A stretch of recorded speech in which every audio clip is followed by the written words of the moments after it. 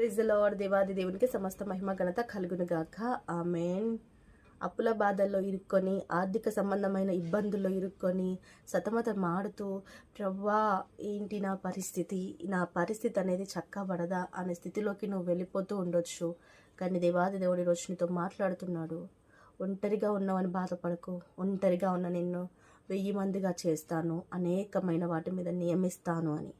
ఈరోజు నీకున్న అప్పులు, ఈరోజు నీకున్న సమస్యలు, ఈరోజు నీ భర్తతోని, భార్యతోని, పిల్లలతో పడుతున్న వేదనలు దేవుడు చూస్తాడు. ఈ నిమిషం నా పరిస్థితి ఇలా ఉంది, ఏంటి ప్రభువా, ఈ నిమిషం నేను ముందుకు వెళ్ళలేకపోతున్నానే, చచ్చిపోతే బాగుండు ప్రభువా అనే స్థితిలో నువ్వు ఉన్నావేమో. దేవుడు నీతోనే మాట్లాడుతున్నాడు. నువ్వు చచ్చిపోవాల్సిన అవసరం లేదు.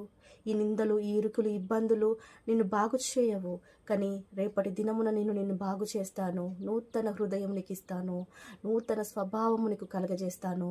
నూతనమైన స్థితిలోకి నిన్ను నడుపుతానన్న దేవుడు మాట్లాడుతున్నాడు.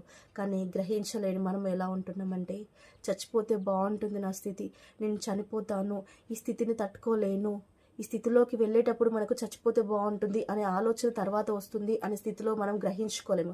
కానీ ఈ సిచ్యువేషన్ని మనము ఇలానే ఉంటుందా, ఇలానే అవుతుందా అని ఒక్కసారి గ్రహించుకుంటే ఆటోమేటిక్గా సిచ్యువేషన్లోకి వెళ్ళడము మర్చిపోతాము. అందుకే దుష్టుడు నన్ను పడేయాలని చూస్తున్నాడు. వాడు ఎల్లప్పుడూ చూస్తున్నాడు, గర్జించు సింహం వలె చూస్తున్నాడు. ఎప్పుడు ఎవరిని మింగుదామా, ఎవరి ప్రాణాన్ని తీసుకెళ్దామా, ఎవరిని నరకప్రాయంలోకి తీసుకెళ్దామా అని చూస్తున్నాడు. కానీ నిన్ను వాడికి అప్పగించుకోకు. ఎందుకంటే మన దేవాది దేవుడు నమ్మదగిన వాడు. ఆయన దుష్టత్వం చేయడం అసంభవం అని దేవుడు మాట్లాడుతున్నాడు యోబు గ్రంథంలో.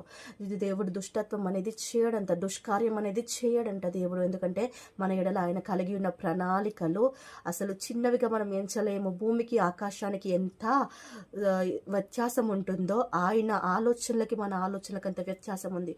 ఈరోజు నువ్వు ఈ నలిగిన స్థితిలో ఒక కుండ ఉంటుంది కదా, ఆ కుండను డిజైన్ చేసే కుమ్మరి ఎలా చేస్తాడంటే, దానికి పెయింట్ వేసినప్పుడు అక్కడక్కడక్కడ స్క్రాచెస్ వచ్చినట్టు చేస్తాడు.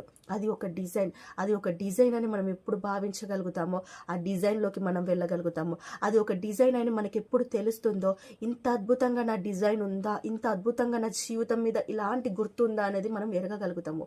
ఇప్పుడు చూడండి, మనకు ఆ డిజైన్ ఎలా అనిపిస్తుందంటే, విరిగిపోయిన స్థితి, నలిగిపోయిన స్థితి, పాడైపోయిన స్థితి, చెదిరిపోయిన స్థితి, పగిలిపోయిన స్థితిగా అనిపించవచ్చు. కానీ దేవుడు నీతో మాట్లాడుతున్నాడు, నిన్ను ఎత్తబోతున్నాడు. గుర్తుపెట్టుకో, జ్ఞాపకం ఉంచుకో, అనేకమైనవి నీ చుట్టూ జరుగుతున్నాయంటే నీ ప్రార్థనకి దుష్టుడు భయపడుతున్నాడు.